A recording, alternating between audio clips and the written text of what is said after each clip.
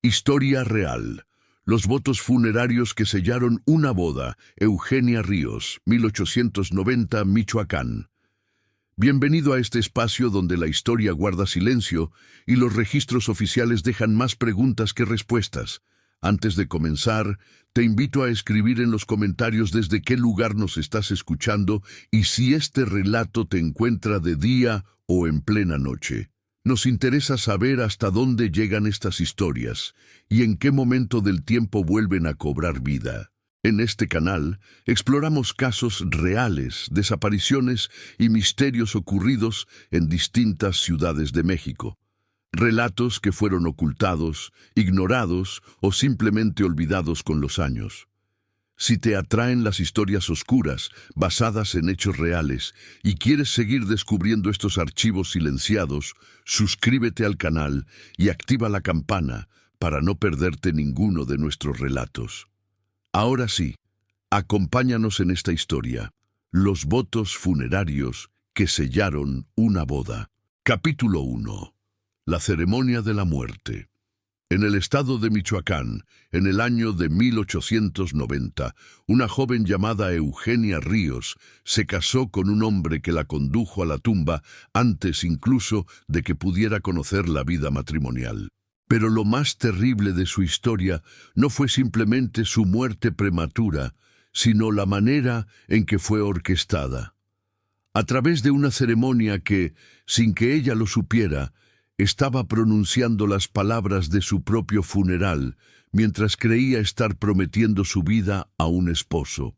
Esta es la historia de una boda que nunca debió celebrarse, de un sacerdote corrupto que vendió su alma por unas monedas de plata, y de un hombre tan despiadado que utilizó los rituales más sagrados de la Iglesia como instrumentos de un asesinato calculado. Es la historia de cómo la codicia puede pervertir incluso los sacramentos más santos, y de cómo una familia entera fue cómplice, consciente o inconscientemente, de uno de los crímenes más elaborados y macabros que Michoacán había conocido. Para comprender la tragedia que se desarrolló en aquella pequeña iglesia de San Miguel de los Santos en la primavera de 1890, debemos primero conocer el mundo en el que vivía Eugenia Ríos, un mundo donde las mujeres eran peones en juegos de poder que no controlaban, donde la riqueza podía comprar cualquier cosa, incluyendo la complicidad de un hombre de Dios, y donde la muerte podía llegar envuelta en las ropas blancas de una novia. Capítulo 2. Michoacán, en la época porfiriana. El año de 1890 marcaba el punto medio del largo reinado de Porfirio Díaz sobre México, una época que sería conocida como el Porfiriato.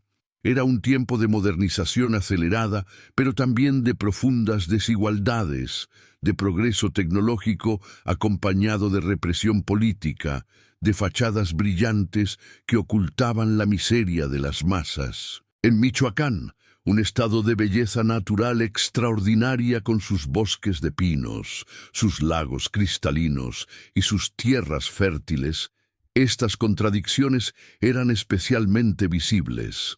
La capital, Morelia, con su arquitectura colonial de cantera rosa, sus catedrales majestuosas y sus plazas elegantes, era el hogar de una aristocracia terrateniente que controlaba vastas haciendas donde miles de campesinos trabajaban en condiciones apenas mejores que la esclavitud. Las leyes de reforma promulgadas décadas antes habían intentado redistribuir la tierra y limitar el poder de la Iglesia Católica. Pero en la práctica, gran parte de las tierras que habían sido nacionalizadas terminaron en manos de una nueva clase de hacendados, muchos de ellos aliados del régimen de Díaz.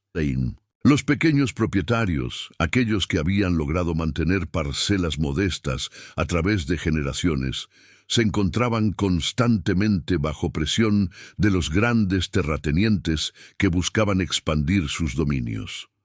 La Iglesia, aunque formalmente separada del Estado, seguía ejerciendo una influencia enorme sobre la vida cotidiana de los michoacanos. Los sacramentos marcaban el ritmo de la existencia. El bautismo al nacer, la primera comunión en la infancia, la confirmación en la adolescencia, el matrimonio en la juventud y finalmente la extrema unción y el funeral al morir. Un sacerdote tenía el poder de validar o invalidar los momentos más importantes de una vida, y era precisamente este poder lo que hacía tan terrible la corrupción de un clérigo. Cuando un hombre que supuestamente representaba a Dios en la tierra podía ser comprado, cuando los rituales sagrados podían ser manipulados por dinero, entonces nada era sagrado, nada estaba a salvo. En este mundo de apariencias engañosas y corrupción oculta, vivía Eugenia Ríos, una joven que estaba a punto de descubrir de la manera más horrible posible que incluso una ceremonia de matrimonio podía convertirse en un instrumento de muerte. Capítulo 3. La familia Ríos. Eugenia Ríos había nacido en el año de 1870 en una propiedad rural a las afueras del pueblo de San Miguel de los Santos, una comunidad pequeña ubicada en las tierras altas de Michoacán. Su padre, don Sebastián Ríos, era un hombre que había logrado lo que pocos de su clase conseguían: mantener la propiedad familiar a través de décadas de presión económica y política. La hacienda de los Ríos no era grande según los estándares de los terratenientes más ricos de Michoacán, pero era considerable para una familia de la clase media rural. Comprendía aproximadamente 200 hectáreas de tierra fértil donde cultivaban maíz, frijol y calabaza para el consumo local, además de un huerto de aguacates que generaba ingresos modestos pero constantes.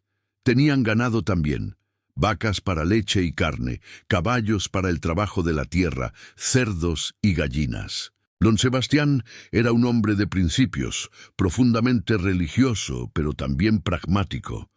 Había heredado la tierra de su padre, quien la había heredado del suyo, en una línea que se remontaba a los tiempos coloniales. Para don Sebastián, la tierra no era simplemente una propiedad económica, era un legado sagrado, una conexión con sus antepasados, una responsabilidad hacia las generaciones futuras. Su esposa, doña Margarita, había muerto al dar a luz a su tercer hijo, dejando a don Sebastián con 3 niños pequeños para criar: Eugenia, la mayor, y 2 varones, Rafael y Miguel. Don Sebastián nunca se volvió a casar, dedicando su vida al cuidado de sus hijos y al mantenimiento de la hacienda. Eugenia creció en un ambiente de trabajo duro, pero también de cierta seguridad. Aprendió a leer y escribir con la ayuda de un maestro itinerante que visitaba el pueblo ocasionalmente. Aprendió también las habilidades que se esperaban de una mujer de su clase: cocinar, coser, administrar un hogar, supervisar a los sirvientes, llevar las cuentas de la casa. Pero lo que más amaba Eugenia era la tierra misma. Le gustaba caminar por los campos, observar los cultivos crecer, ayudar durante las cosechas. Tenía una conexión profunda con el lugar donde había nacido, un amor por cada árbol, cada piedra, cada arroyo que cruzaba la propiedad. Don Sebastián veía en su hija no solo una joven que algún día se casaría, sino una heredera potencial de su amor por la tierra. Cuando sus hijos varones mostraron poco interés en el trabajo agrícola, prefiriendo soñar con vidas en la ciudad, don Sebastián comenzó a considerar la posibilidad de dejar la hacienda a Eugenia. Esta decisión, aunque inusual para la época, no era completamente sin precedentes. Las mujeres podían heredar propiedades, aunque típicamente pasaban al control de sus esposos al casarse. Don Sebastián estaba considerando estructuras legales que permitirían a Eugenia mantener el control de la hacienda incluso después del matrimonio. Pero esta intención, noble en su concepción, sería precisamente lo que sellaría el destino de Eugenia. Porque donde hay tierra, hay codicia, y donde hay codicia, hay hombres dispuestos a hacer cualquier cosa para satisfacerla. Capítulo 4. La llegada de Rodrigo Salinas. Rodrigo Salinas llegó a San Miguel de los Santos en el otoño de 1889, presentándose como un comerciante de la Ciudad de México interesado en establecer rutas comerciales para los productos agrícolas de la región. Era un hombre de 35 años, bien vestido, de modales educados y con una labia que impresionaba a los campesinos del pueblo que rara vez trataban con gente de la capital. Rodrigo alquiló una habitación en la única posada del pueblo y comenzó a hacer contactos con los productores locales, incluyendo a don Sebastián Ríos. Les hablaba de los mercados de la Ciudad de México, de los precios que podían obtener por sus productos si lograban establecer las conexiones correctas, de las oportunidades que se abrían en este México moderno que Porfirio Díaz estaba construyendo. Don Sebastián, aunque cauteloso por naturaleza, quedó impresionado por el conocimiento de Rodrigo sobre el comercio agrícola. Comenzaron a reunirse regularmente para discutir posibles negocios. Rodrigo visitaba la hacienda de los Ríos, inspeccionaba los cultivos de aguacate, ofrecía consejos sobre técnicas de cultivo que había aprendido en sus supuestos viajes. Fue durante estas visitas que Rodrigo conoció a Eugenia. Ella tenía 19 años en ese entonces, una joven de apariencia agradable, aunque no espectacular, con ojos oscuros inteligentes y una manera de hablar que revelaba una mente curiosa y educada. Rodrigo, con la astucia de un depredador experimentado, notó inmediatamente la atención que don Sebastián prestaba a su hija, la forma en que consultaba su opinión sobre asuntos de la hacienda, la manera en que hablaba de ella como su eventual heredera. Y así comenzó un cortejo que nunca fue sobre amor o afecto, sino sobre tierra y dinero. Rodrigo se presentó ante don Sebastián con una propuesta cuidadosamente elaborada. Habló de su deseo de establecerse permanentemente en Michoacán, de invertir en la producción agrícola de la región. Mencionó, como si fuera algo casual, que había notado la inteligencia y la virtud de Eugenia, y que si don Sebastián lo consideraba apropiado, le gustaría solicitar permiso para cortejarla. Don Sebastián, quien había estado preocupado por el futuro de su hija, vio en Rodrigo lo que parecía ser una excelente opción. Era un hombre educado, con recursos económicos, con conocimientos que podrían beneficiar a la hacienda. No era joven, pero tampoco era viejo. Parecía respetable y serio. Lo que don Sebastián no sabía, lo que no podía saber, era que Rodrigo Salinas no era un comerciante exitoso de la Ciudad de México. Era un estafador, un hombre que había dejado un rastro de deudas y engaños a través de varios estados mexicanos. Había oído rumores sobre don Sebastián Ríos y su hacienda valiosa, sobre la intención del anciano de dejar la propiedad a su hija. Y había venido a San Miguel de los Santos con un solo propósito: casarse con Eugenia, heredar la tierra y luego deshacerse de ella por cualquier medio necesario. El cortejo fue breve y formal. Rodrigo visitaba la casa de los Ríos 2 veces por semana, siempre bajo la supervisión de don Sebastián o de alguna tía que actuaba como carabina. Hablaba con Eugenia sobre temas apropiados: la belleza del campo michoacano, los libros que había leído, sus planes de establecerse en la región. Eugenia no sentía un amor apasionado por Rodrigo, pero lo encontraba interesante y educado. Más importante aún, su padre aprobaba el cortejo y Eugenia había sido educada para respetar el juicio de su padre en estos asuntos. Si don Sebastián creía que Rodrigo sería un buen esposo, entonces probablemente lo sería. El compromiso se anunció en el mes de enero de 1890. La boda se programó para el mes de abril, dando tiempo suficiente para los preparativos y para que Rodrigo pudiera supuestamente arreglar sus asuntos en la Ciudad de México antes de mudarse permanentemente a Michoacán. Lo que realmente hizo Rodrigo durante esos meses fue planear cuidadosamente cada aspecto de su crimen.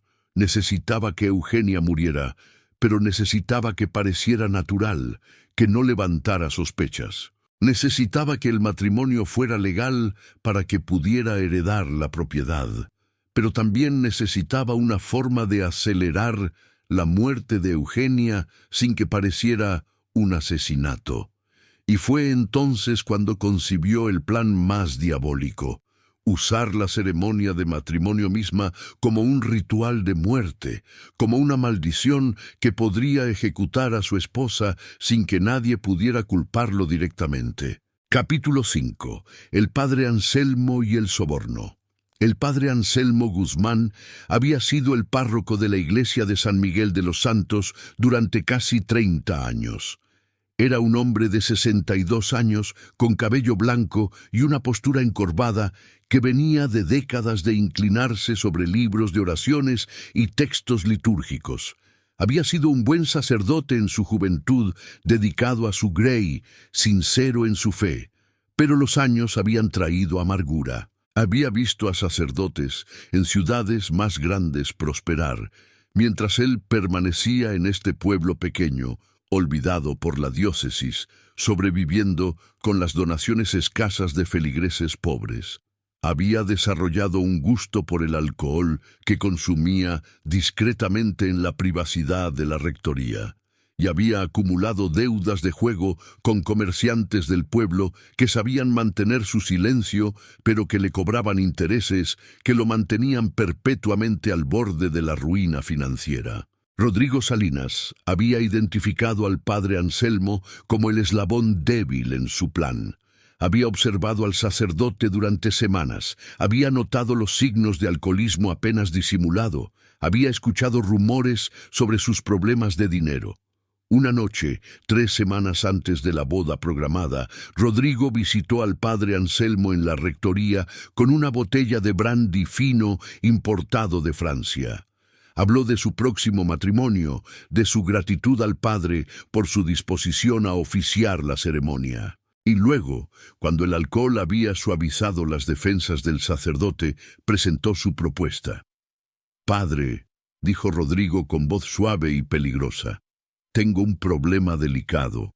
El matrimonio con la señorita Ríos es necesario por razones financieras complejas, pero la verdad es que la joven está enferma, gravemente enferma. Los médicos dicen que le quedan solo unas semanas de vida.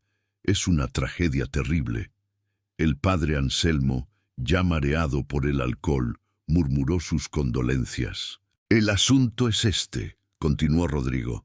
«La familia quiere que ella muera como una mujer casada, no como una solterona. Es importante para ellos, para su honor, y es importante para mí poder honrar su memoria como su esposo. Pero existe un problema legal. Si nos casamos y ella muere inmediatamente después, algunas personas maliciosas podrían sugerir que el matrimonio fue solo una estratagema para que yo heredara la propiedad de su padre». «Entiendo», dijo el padre Anselmo, aunque no estaba seguro de entender realmente. «Lo que propongo», dijo Rodrigo, bajando la voz aún más, «es algo inusual. Quiero que usted, durante la ceremonia de matrimonio, lea los votos de un ritual funerario en lugar de los votos matrimoniales. Los textos son similares en latín. La mayoría de los presentes no notarán la diferencia. Pero esto servirá como una preparación espiritual para lo que viene, como una manera de consagrar su muerte próxima junto con nuestro matrimonio». El padre Anselmo parpadeó, confundido. «Eso sería altamente irregular. No estoy seguro de que sea apropiado». Rodrigo sacó entonces una bolsa de cuero pesada y la colocó sobre la mesa entre ellos. El sonido de las monedas de plata era inconfundible. «500 pesos», dijo Rodrigo, «para usted, para ayudarlo con sus dificultades financieras y para compensarlo por la irregularidad de mi petición». 500 pesos era una fortuna para un párroco de pueblo. era suficiente para pagar todas las deudas del padre Anselmo y dejarle además una suma considerable. Era la tentación más grande que había enfrentado en décadas. El sacerdote luchó con su conciencia durante varios minutos que parecieron horas. Sabía que lo que Rodrigo le pedía era incorrecto, probablemente sacrílego. Sabía que estaba violando su juramento sagrado simplemente al considerar la propuesta. Pero el peso de sus deudas, la perspectiva de liberación financiera, la idea de finalmente tener algo de seguridad en su vejez, todo esto pesaba contra su conciencia debilitada. Si es solo por razones espirituales, dijo finalmente, su voz apenas un susurro, si es para preparar a la joven para su muerte próxima, supongo que podría considerarlo, pero nadie más debe saber, y usted debe asegurarme que no hay ningún propósito maligno en esto. Por supuesto que no, padre, mintió Rodrigo con una sinceridad perfectamente actuada. Solo busco el bienestar espiritual de mi futura esposa. El trato estaba hecho. El padre Anselmo tomó el dinero, guardándolo rápidamente en un cajón cerrado de su escritorio, como si temer que las monedas pudieran quemarlo si las miraba demasiado tiempo. Rodrigo se fue, satisfecho de haber comprado lo que necesitaba. Un sacerdote dispuesto a participar, consciente o inconscientemente, en un asesinato ritual. Lo que el padre Anselmo no entendía, lo que Rodrigo nunca le explicó completamente, era la verdadera razón detrás de este plan macabro.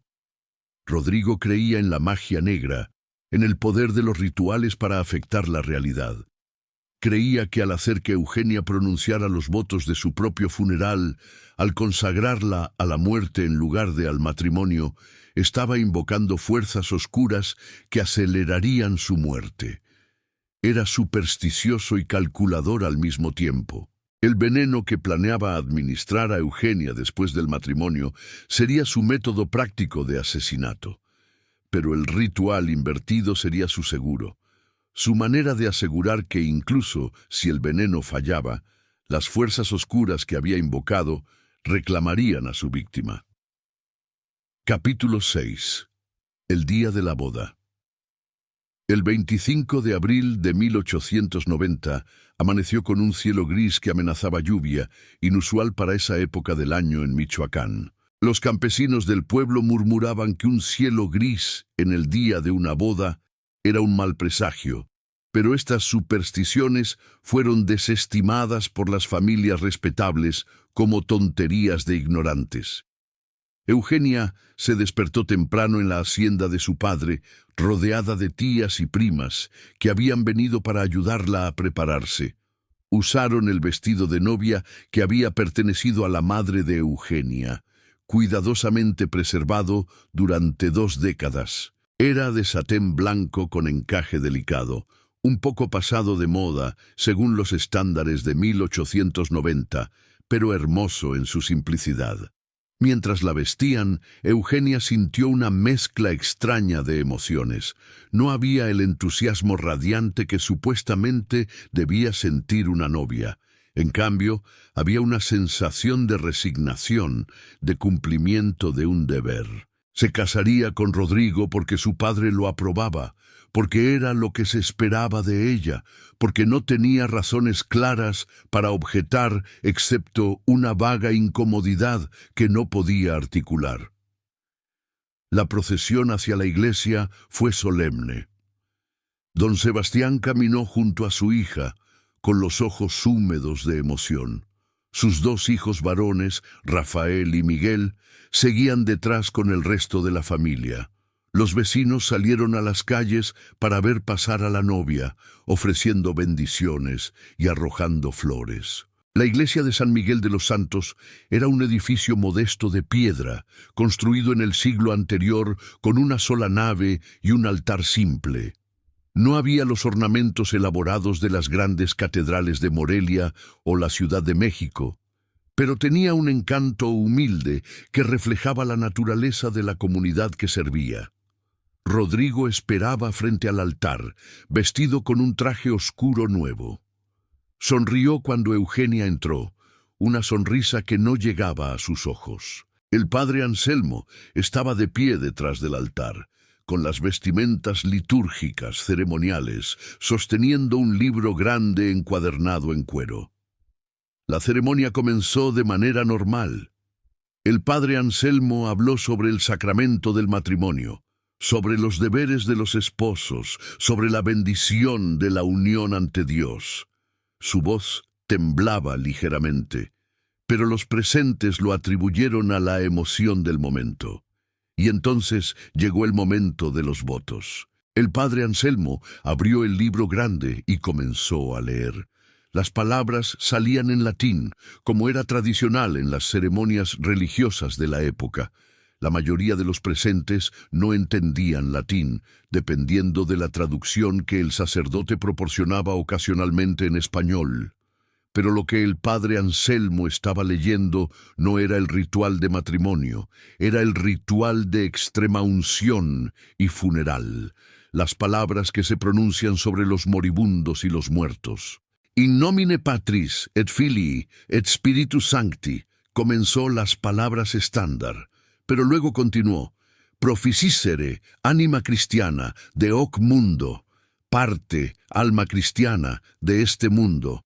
Eran las palabras del Ordo Commendationis Animae, el ritual de recomendación del alma que se recita cuando alguien está muriendo. Te entregamos, Señor, el alma de tu sierva, continuó el padre Anselmo, sustituyendo los votos matrimoniales con oraciones de entrega del alma. Recíbela en tu reino eterno. Que los ángeles te conduzcan al paraíso. Algunos de los presentes más educados, aquellos que tenían algún conocimiento de latín, comenzaron a fruncir el ceño. Algo no sonaba correcto. Las palabras no eran las que esperaban escuchar. Don Sebastián, que había recibido educación en un seminario en su juventud, antes de decidir no seguir la vida sacerdotal, se puso pálido mientras escuchaba. Reconocía las palabras. Eran las palabras que había escuchado en funerales, no en bodas. «Padre Anselmo», interrumpió don Sebastián, su voz cortando el silencio de la iglesia, «¿qué está leyendo?» El padre Anselmo se detuvo en medio de una frase, mirando el libro en sus manos como si lo viera por primera vez. El color drenó de su rostro mientras la realidad de lo que había estado haciendo lo golpeaba. El alcohol de la noche anterior había nublado su mente, y en su estado de culpa y nerviosismo había tomado el libro equivocado de los muchos que guardaba en la sacristía. Yo, tartamudeó el sacerdote buscando las palabras. «Está leyendo el ritual de extrema unción», dijo don Sebastián poniéndose de pie. «Está leyendo las oraciones de los muertos sobre mi hija». Un murmullo de horror recorrió la iglesia. Los presentes comenzaron a hablar entre ellos, escandalizados. Algunos se persignaron, murmurando oraciones de protección.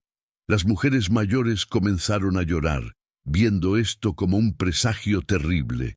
Eugenia, de pie frente al altar en su vestido de novia, sentía como si el suelo se moviera bajo sus pies. No entendía completamente lo que había pasado, pero la expresión en el rostro de su padre, el horror en las voces de los invitados, le decía que algo terrible había ocurrido. El padre Anselmo cerró el libro con manos temblorosas. «Fue un error», dijo con voz débil. «Un error terrible. Tomé el libro equivocado. La ceremonia es inválida. Debemos detenernos. Debemos comenzar de nuevo». Pero entonces habló Rodrigo con una voz tranquila y fría que cortó a través de la confusión. «Ya estamos casados», dijo. «Los votos fueron pronunciados ante Dios, sin importar qué palabras se usaron. Eugenia es mi esposa ante la ley divina». Don Sebastián se volvió hacia Rodrigo con furia. «Mi hija no está casada con usted. El sacramento no fue completado correctamente. Es inválido». El sacramento fue completado, insistió Rodrigo. Estábamos ambos presentes. El sacerdote consagró la unión, pronunciamos nuestro consentimiento. Los detalles de las palabras exactas son secundarios. La familia de Rodrigo, que había venido desde la Ciudad de México para la boda, se unió a su insistencia. Su madre, una mujer dura de ojos fríos, llamada doña Valentina, habló con autoridad. Mi hijo tiene razón. La ceremonia se completó. Eugenia Ríos es ahora Eugenia Salinas. Lo que Dios ha unido, que no lo separe el hombre. Insistir en otra ceremonia sería como sugerir que Dios no reconoce la primera, lo cual es blasfemia. El padre Anselmo, aterrorizado por lo que había hecho y desesperado por cubrir su error, se encontró asintiendo débilmente. Es cierto que el consentimiento mutuo es lo esencial del matrimonio, murmuró. Las palabras específicas del ritual son secundarias a la voluntad de las partes. Don Sebastián protestó con vehemencia, pero Rodrigo y su familia se mantuvieron firmes. Insistieron en que el matrimonio era válido, que Eugenia era ahora legalmente la esposa de Rodrigo, y que cualquier intento de invalidar la unión sería un escándalo que traería vergüenza sobre ambas familias. La discusión continuó durante más de una hora, allí mismo en la iglesia, con los invitados observando incómodos.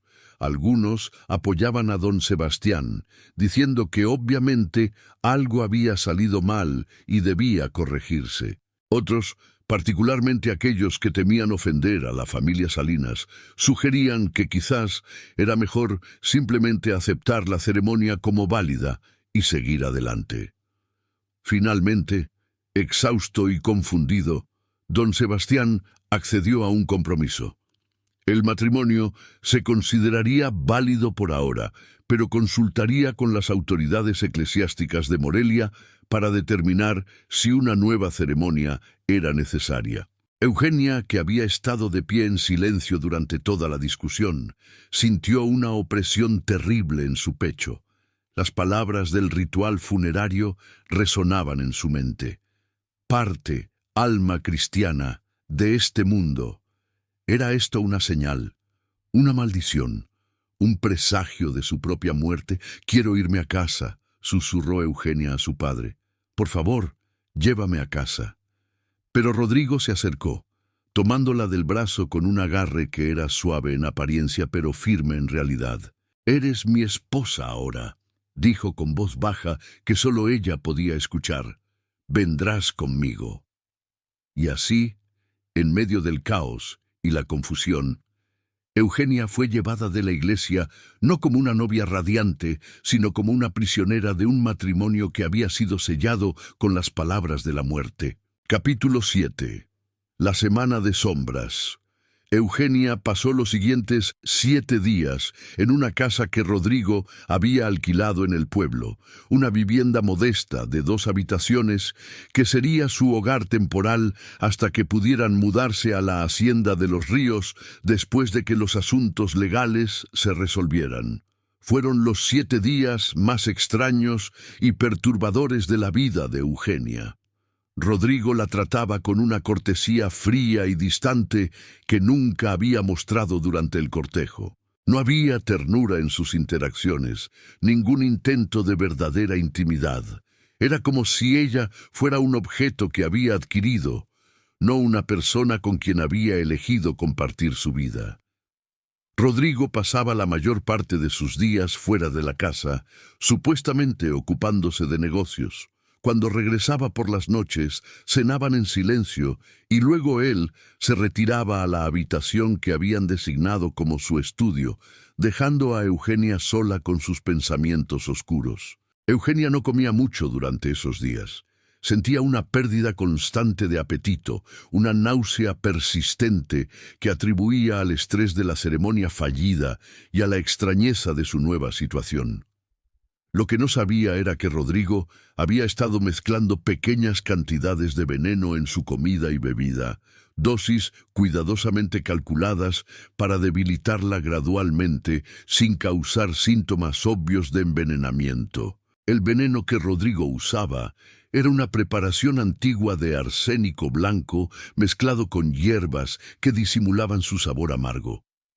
Lo había obtenido de un boticario corrupto en la Ciudad de México, quien le había enseñado cómo administrarlo en dosis pequeñas durante varios días para hacer que la muerte pareciera natural, como si fuera causada por fiebre o debilidad del corazón.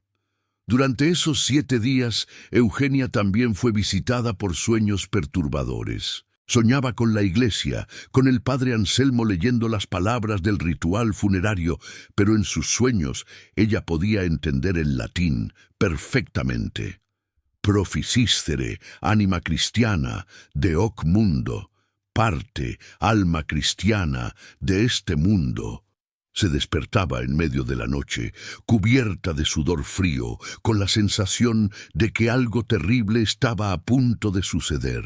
Intentaba hablar con Rodrigo sobre estos sueños, sobre la ansiedad que sentía, pero él la desestimaba con comentarios sobre la histeria femenina y la necesidad de que se calmara. Don Sebastián vino a visitar a su hija 2 veces durante esa semana. En ambas ocasiones quedó alarmado por la apariencia de Eugenia. Había perdido peso, su piel tenía un tono grisáceo, sus ojos estaban hundidos y rodeados de sombras oscuras. «Hija, ¿estás enferma?», preguntó don Sebastián con preocupación. «No lo sé, padre», respondió Eugenia débilmente. «No me siento bien, no puedo comer, no puedo dormir y tengo estos sueños terribles».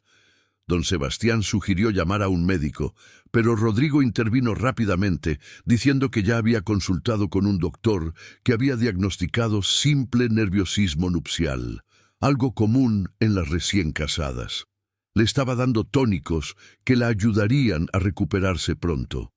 Los tónicos eran, por supuesto, más veneno. En la noche del 6º día después de la ceremonia, Eugenia se sintió particularmente mal.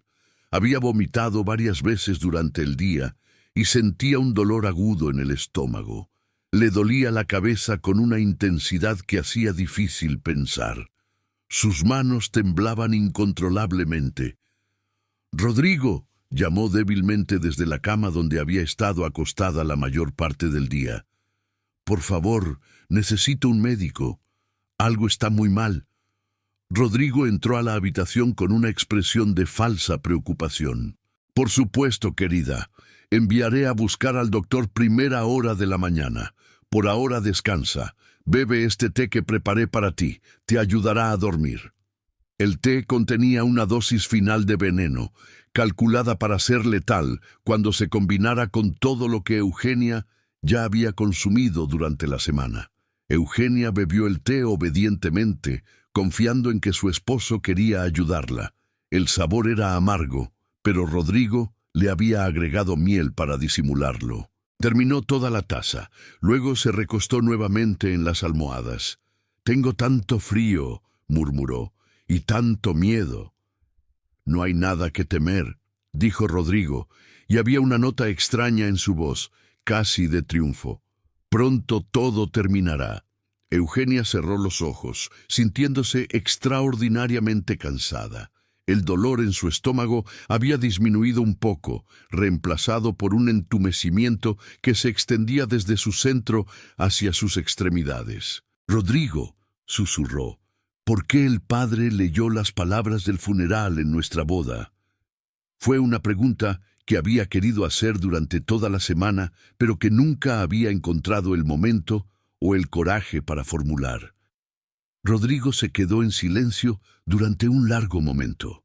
Luego, acercándose a la cama, se inclinó y susurró algo al oído de Eugenia, algo que solo ella escuchó, algo tan terrible que sus ojos se abrieron de golpe con horror. «Porque no era una boda», dijo Rodrigo. «Era tu funeral. Yo pagué al padre Anselmo para que leyera esas palabras. Te estaba consagrando a la muerte, no al matrimonio, y ahora esa consagración se cumplirá».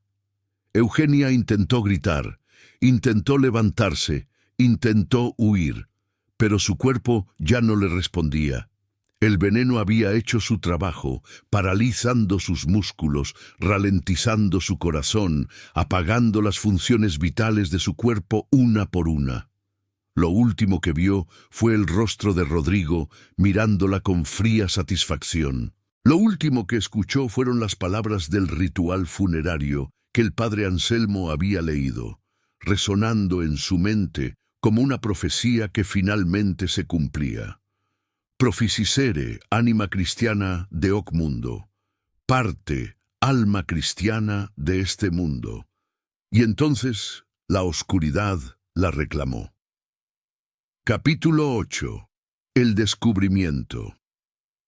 Rodrigo esperó hasta el amanecer del séptimo día para descubrir que su esposa había muerto. Salió de la casa gritando por ayuda, llamando a los vecinos, actuando el papel del esposo devastado con una habilidad que habría impresionado a cualquier actor de teatro. «¡Mi esposa, Eugenia! ¡No responde! ¡Ayúdenme, por favor!». Los vecinos acudieron corriendo. Encontraron a Eugenia en la cama, inmóvil, con la piel pálida y los labios ligeramente azulados. No había pulso, no había respiración. Había muerto en algún momento durante la noche. El doctor del pueblo, don Felipe Morales, fue llamado inmediatamente. Examinó el cuerpo de Eugenia con el conocimiento limitado de la medicina rural de la época. Notó la palidez extrema, la delgadez del cuerpo, las señales de que había estado enferma durante varios días. ¿Había estado enferma su esposa?, preguntó el doctor a Rodrigo. «Sí», respondió Rodrigo con voz quebrada. «Durante toda la semana. No podía comer, vomitaba constantemente, se quejaba de dolores. Pensé que era solo nervios de recién casada. Iba a llamarlo hoy, pero ya es demasiado tarde».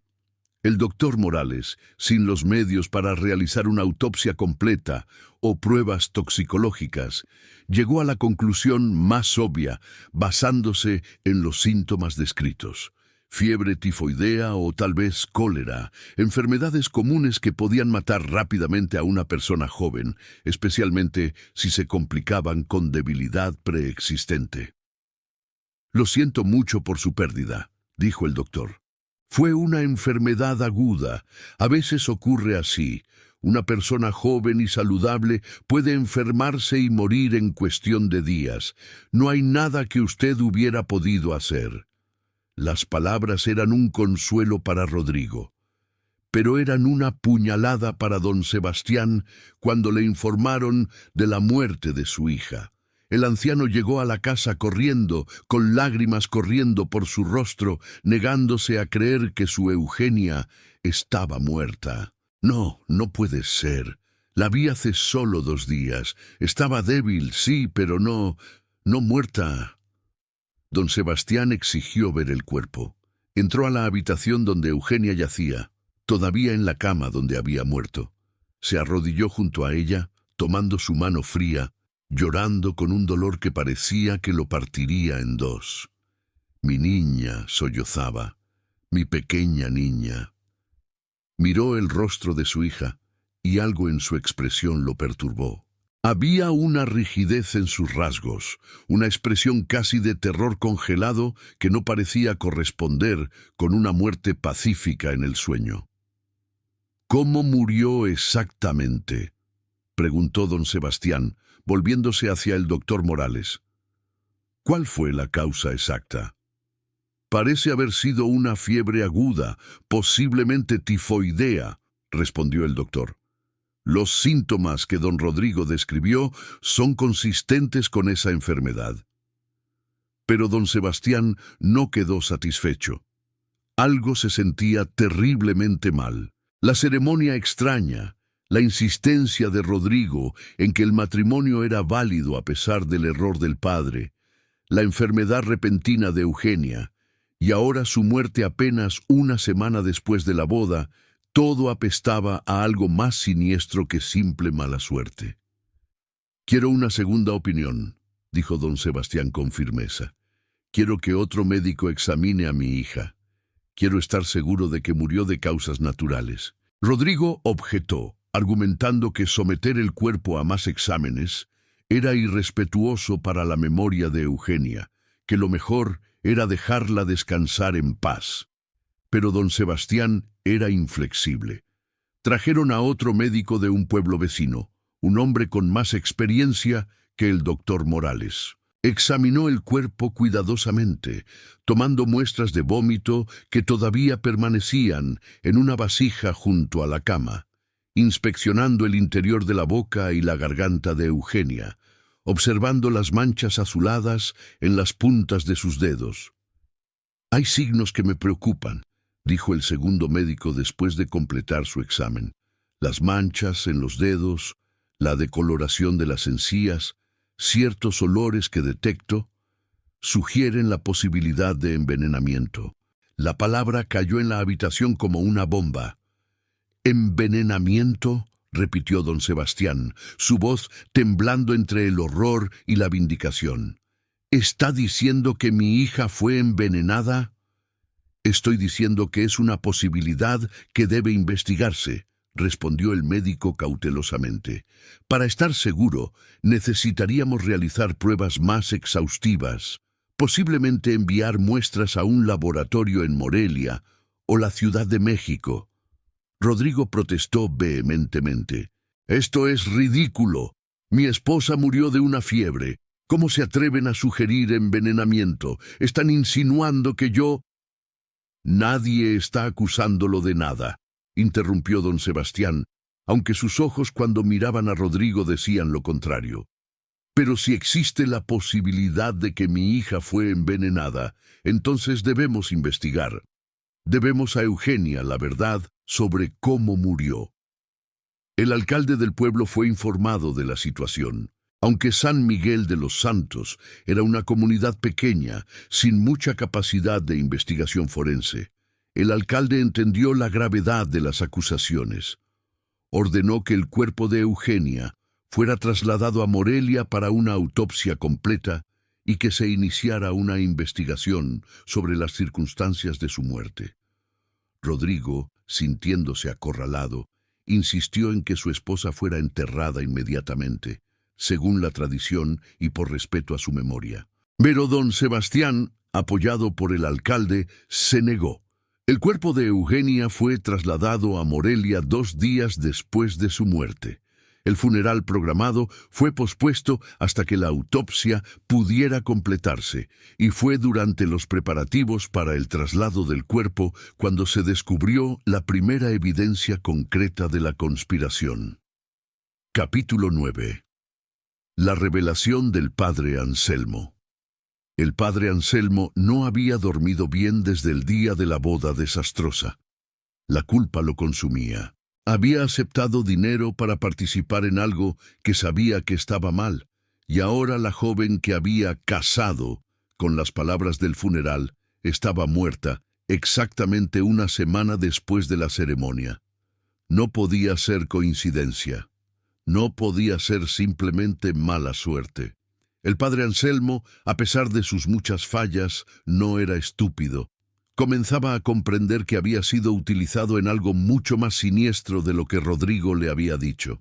Cuando se enteró de que Eugenia había muerto y de que se sospechaba envenenamiento, el terror se apoderó del sacerdote. Si se descubría su participación en la conspiración, sería acusado de complicidad en asesinato. Podría ser excomulgado, encarcelado, tal vez incluso ejecutado. En su desesperación, el padre Anselmo hizo lo único que creía que podría salvarlo. Confesó. Fue al alcalde y le contó todo: el soborno de Rodrigo, la propuesta extraña de leer el ritual funerario en lugar de los votos matrimoniales, el dinero que había aceptado, las mentiras que había dicho sobre tomar el libro equivocado por accidente. Rodrigo Salinas me dijo que era porque Eugenia estaba muriendo y querían prepararla espiritualmente, explicó el padre Anselmo con voz quebrada, lágrimas corriendo por su rostro. Me dijo que no había ningún propósito maligno. Yo le creí. O quise creerle. El dinero... Yo necesitaba el dinero. Dios me perdone, vendí mi alma por 500 pesos. La confesión del padre Anselmo cambiaba todo. Confirmaba que la ceremonia extraña no había sido un error, sino un acto deliberado y premeditado. Demostraba que Rodrigo había planeado algo desde antes de la boda, algo que involucraba consagrar a Eugenia a la muerte en lugar de al matrimonio. El alcalde ordenó inmediatamente la detención de Rodrigo Salinas. Pero cuando los alguaciles fueron a arrestarlo, descubrieron que había huido. La casa que había alquilado estaba vacía. Rodrigo y su madre, doña Valentina, habían desaparecido durante la noche, llevándose solo lo que podían cargar. La fuga confirmaba la culpabilidad en las mentes de todos. Un hombre inocente no huye. Se emitió una orden de búsqueda y captura. Se enviaron alertas a todas las autoridades regionales. Pero Rodrigo conocía el terreno, tenía recursos y había tenido tiempo para planear su escape. Mientras tanto, los resultados de la autopsia llegaron de Morelia. Los médicos forenses confirmaron lo que el segundo doctor había sospechado. Eugenia Ríos había muerto de envenenamiento por arsénico. Las concentraciones del veneno en su cuerpo eran extremadamente altas, indicando administración repetida durante varios días. No hay duda, declaró el informe forense. La causa de muerte fue envenenamiento intencional. Esto fue un asesinato. La noticia sacudió a San Miguel de los Santos. Los habitantes del pueblo no podían creer que algo tan horrible hubiera ocurrido en su comunidad tranquila. Hablaban en susurros sobre el hombre que había venido de la Ciudad de México, que había cortejado a una joven inocente, que había corrompido a un sacerdote, que había usado una ceremonia sagrada como ritual de muerte y que luego había envenenado a su esposa para robar su herencia. Don Sebastián, destrozado por la pérdida de su hija y consumido por la culpa de haber aprobado el matrimonio, juró que encontraría a Rodrigo Salinas y lo vería colgado por el asesinato de Eugenia. Pero Rodrigo permanecía elusivo, desaparecido en algún lugar de México, un fantasma que había dejado tras de sí solo dolor y muerte. Capítulo 10. El funeral de Eugenia. Finalmente, después de que la autopsia se completó y el cuerpo fue liberado, se celebró el funeral de Eugenia Ríos. Fue un evento sombrío, cargado de una tristeza que iba más allá del dolor normal por la muerte de alguien joven. La iglesia estaba llena de feligreses, todos vestidos de negro, todos murmurando oraciones por el alma de una joven que había sido traicionada de la manera más cruel imaginable. El padre Anselmo, que normalmente habría oficiado el funeral, estaba bajo arresto domiciliario esperando juicio por su participación en la conspiración. En su lugar, vino un sacerdote de Morelia para conducir la ceremonia. El nuevo sacerdote leyó el ritual funerario, las mismas palabras que irónicamente se habían leído sobre Eugenia cuando aún estaba viva. Proficicere, anima cristiana, de hoc mundo, parte, alma cristiana, de este mundo. Pero ahora las palabras tenían su significado apropiado. Ahora eran una verdadera despedida, una verdadera consagración de un alma que partía hacia el más allá. El ataúd de Eugenia fue llevado en procesión al cementerio del pueblo, un terreno pequeño en una colina que dominaba San Miguel de los Santos.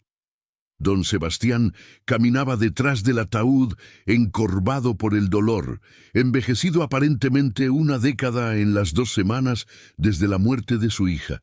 Mientras preparaban la tumba y bajaban el ataúd, uno de los sepultureros hizo un descubrimiento perturbador. En el bolsillo del vestido de novia que Eugenia aún usaba, encontró una nota pequeña, doblada varias veces. Se la entregó a don Sebastián, quien la abrió con manos temblorosas. Era una carta corta, escrita con la caligrafía de Eugenia, aparentemente durante sus últimos días de vida. La carta decía: «Padre, si estás leyendo esto, Entonces mis temores eran ciertos, y yo ya no estoy entre los vivos. Rodrigo me está envenenando. Lo sé ahora. El té que me da cada noche me hace sentir peor, no mejor. Los tónicos me debilitan en lugar de fortalecerme. Me confesó la verdad anoche, pensando que yo estaba demasiado débil para hacer algo al respecto. Pagó al padre Anselmo para leer las palabras del funeral en nuestra boda. Dijo que era un ritual de muerte, no de matrimonio. Dijo que me había consagrado a la muerte para poder heredar la hacienda. Intenté escribir esto con la poca fuerza que me quedaba. Intenté esconder esta nota esperando que alguien la encontrara. No sé si lo logré. Padre, no llores demasiado por mí. Solo promete que Rodrigo no se quedará con nuestra tierra. Promete que pagará por lo que ha hecho. Tu hija que te ama, Eugenia. Don Sebastián leyó la carta en voz alta, su voz quebándose con cada palabra. Cuando terminó, cayó de rodillas junto a la tumba de su hija, sollozando con una intensidad que partió el corazón de todos los presentes. Te lo prometo, hija mía, dijo entre sollozos. Te prometo que él pagará. Te prometo que nuestra tierra nunca será suya. Te prometo que tu muerte no quedará sin vengar. La carta de Eugenia proporcionaba evidencia adicional de la premeditación de Rodrigo, de su confesión a su víctima, de la crueldad calculada de su crimen. Fue añadida a los archivos del caso una acusación desde más allá de la tumba. Eugenia fue finalmente enterrada en la tarde de ese día, bajo un cielo que finalmente se había despejado, como si incluso el clima lamentara haber arrojado sombras sobre su día de boda. Su tumba fue marcada con una cruz simple de madera que llevaba su nombre, sus fechas de nacimiento y muerte, y una frase que don Sebastián insistió en añadir: «Aquí yace Eugenia Ríos, asesinada por la codicia. Descansa en la paz que le fue negada en vida». Capítulo 11. La búsqueda sin fin. Rodrigo Salinas nunca fue capturado. A pesar de los esfuerzos de las autoridades, a pesar de las recompensas ofrecidas por don Sebastián, a pesar de las búsquedas que se extendieron por varios estados, el asesino permaneció libre. Hubo reportes ocasionales de avistamientos. Alguien que se parecía a Rodrigo visto en Guadalajara, otro reporte de Veracruz donde supuestamente estaba tratando de embarcarse hacia Cuba o Estados Unidos, rumores de que había cambiado su nombre y estaba viviendo en alguna ciudad remota del norte. Pero ninguno de estos reportes llevó a su captura. Rodrigo, o quienquiera que fuera ahora, había desaparecido efectivamente de la faz de la tierra. El padre Anselmo fue juzgado por complicidad en asesinato. Su confesión y su evidente remordimiento fueron considerados factores atenuantes y fue sentenciado a 10 años de prisión en lugar de la pena de muerte que habría enfrentado si hubiera sido considerado un conspirador activo en lugar de una herramienta manipulada. Pasó sus años en prisión, en oración constante, buscando el perdón de Dios por lo que había hecho. Fue liberado después de cumplir 7 años de su sentencia. Un hombre roto física y espiritualmente. Pasó el resto de su vida en un monasterio remoto, realizando penitencia hasta su muerte en 1905.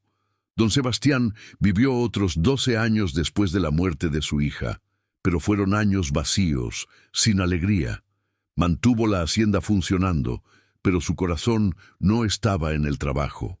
Cuando murió en 1902, dejó la propiedad a sus 2 hijos varones, con la estipulación específica de que ninguna parte de ella podía venderse nunca a nadie con el apellido Salinas o cualquier variación del mismo. Los hermanos de Eugenia eventualmente vendieron la hacienda a un comerciante de Morelia. La propiedad cambió de manos varias veces en las décadas siguientes, fragmentándose gradualmente hasta que dejó de existir como una unidad coherente. La casa donde Eugenia había pasado sus últimos 7 días de vida fue demolida en los años 20. Los habitantes del pueblo la consideraban maldita, un lugar de mala suerte. Nadie quería vivir en una casa donde se había cometido un asesinato tan terrible. La iglesia de San Miguel de los Santos también sufrió las consecuencias del escándalo. Durante años, las parejas del pueblo preferían casarse en la iglesia del pueblo vecino antes que en el lugar donde se había realizado la ceremonia maldita. Eventualmente, un nuevo párroco llegó y trabajó duro para restaurar la confianza de la comunidad, pero la sombra de lo que había ocurrido allí nunca desapareció completamente. Capítulo 12. Ecos a través del tiempo. La historia de Eugenia Ríos y el novio que la consagró a la muerte se convirtió en una de las leyendas oscuras de Michoacán.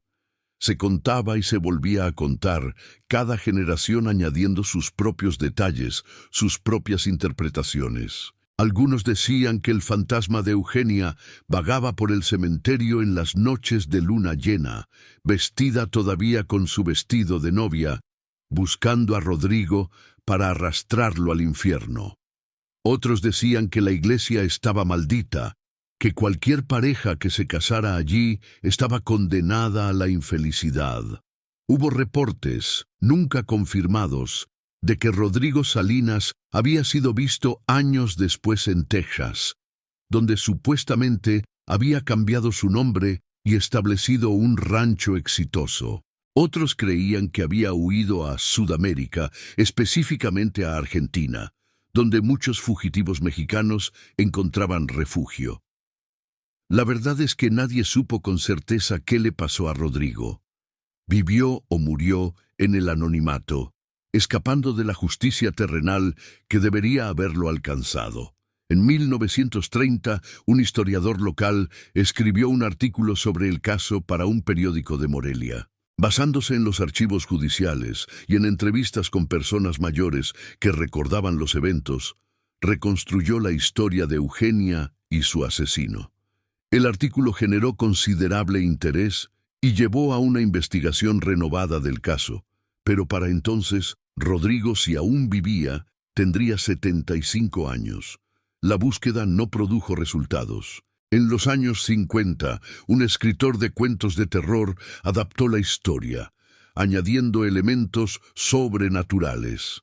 El fantasma vengativo de Eugenia, la maldición que supuestamente perseguía a cualquiera que tocara la tierra de la hacienda Ríos, el espíritu del padre Anselmo condenado a revivir eternamente el momento de su traición. Estas versiones ficcionalizadas, aunque entretenidas, oscurecían la realidad mucho más terrible de la historia verdadera.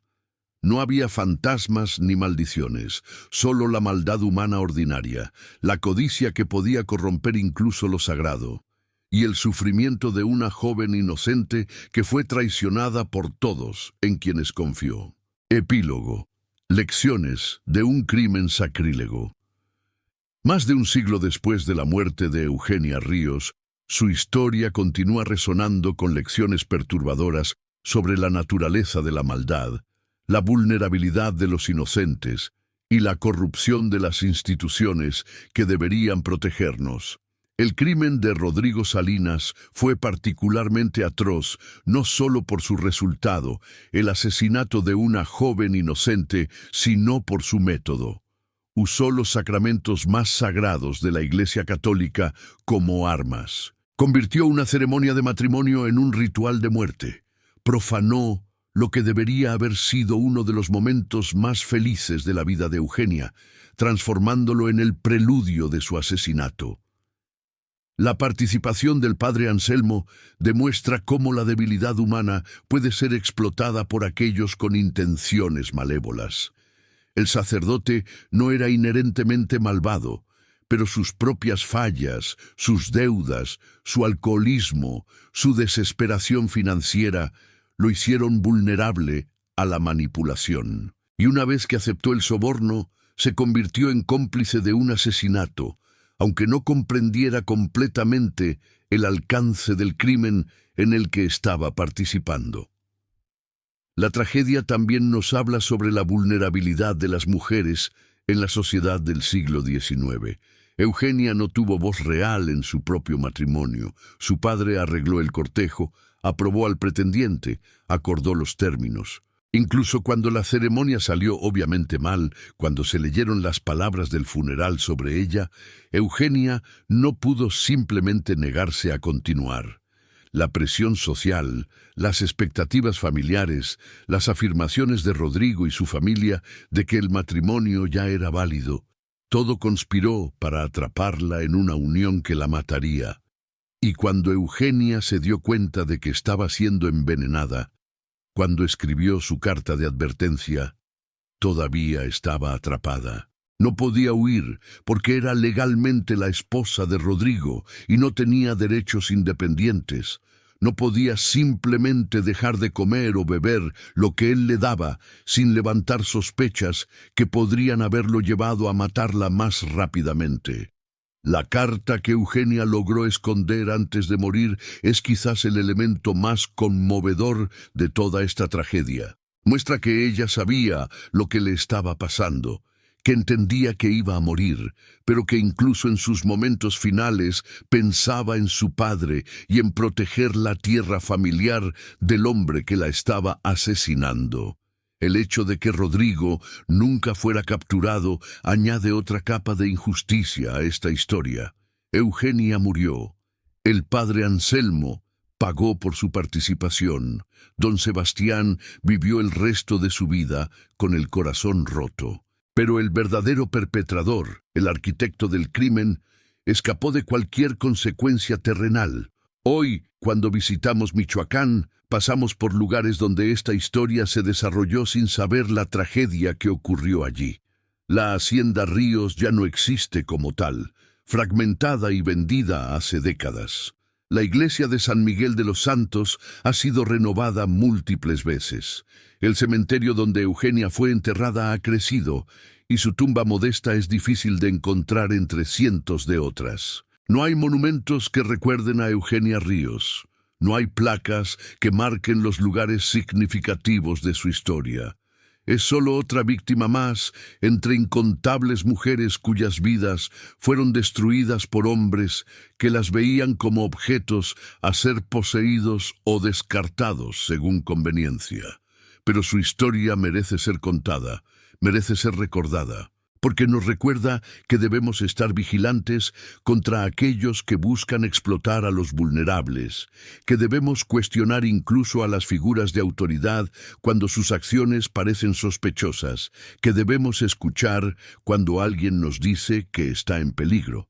Nos recuerda también que la corrupción puede infiltrarse incluso en las instituciones más sagradas, que el dinero puede comprar casi cualquier cosa, incluyendo la complicidad en asesinato. Y nos recuerda que la justicia no siempre prevalece, que a veces los malvados escapan y los inocentes sufren, y que esta realidad cruel debería motivarnos a luchar más duro por un mundo donde tales injusticias sean menos comunes. Eugenia Ríos tenía 20 años cuando murió, apenas comenzando su vida adulta. Debería haber tenido décadas por delante, debería haber criado hijos, debería haber administrado la hacienda que amaba. Debería haber vivido y amado y experimentado todo lo que la vida puede ofrecer. En cambio, fue traicionada, envenenada y asesinada por un hombre que la veía no como una persona, sino como un obstáculo entre él y la tierra que codiciaba. Que su memoria sirva como recordatorio de que debemos valorar cada vida, que debemos proteger a los vulnerables, que debemos insistir en la justicia sin importar cuánto tiempo haya pasado o cuán difícil sea lograrla. Descansa en paz, Eugenia Ríos.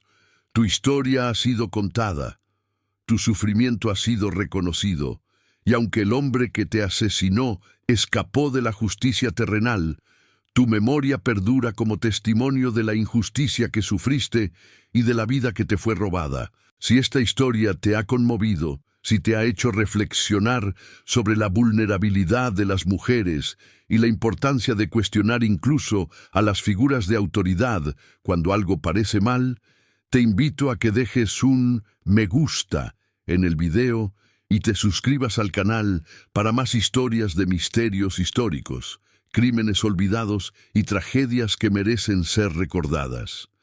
Activa la campanita de notificaciones para no perderte ningún episodio nuevo. Y te pregunto, ¿conoces otras historias de mujeres que fueron traicionadas por aquellos en quienes confiaban? Casos donde las instituciones que deberían proteger a los vulnerables fallaron o fueron corrompidas. ¿Cómo crees que podemos crear sistemas mejores para proteger a las personas en situaciones vulnerables hoy en día? Comparte tus pensamientos, tus propias historias, tus reflexiones en los comentarios. Esta comunidad es un espacio para recordar a las víctimas olvidadas y para trabajar juntos hacia un futuro más justo. Gracias por escuchar la historia de Eugenia Ríos, la novia de los votos invertidos, la joven que fue consagrada a la muerte cuando debería haber sido consagrada al matrimonio. Hasta el próximo caso.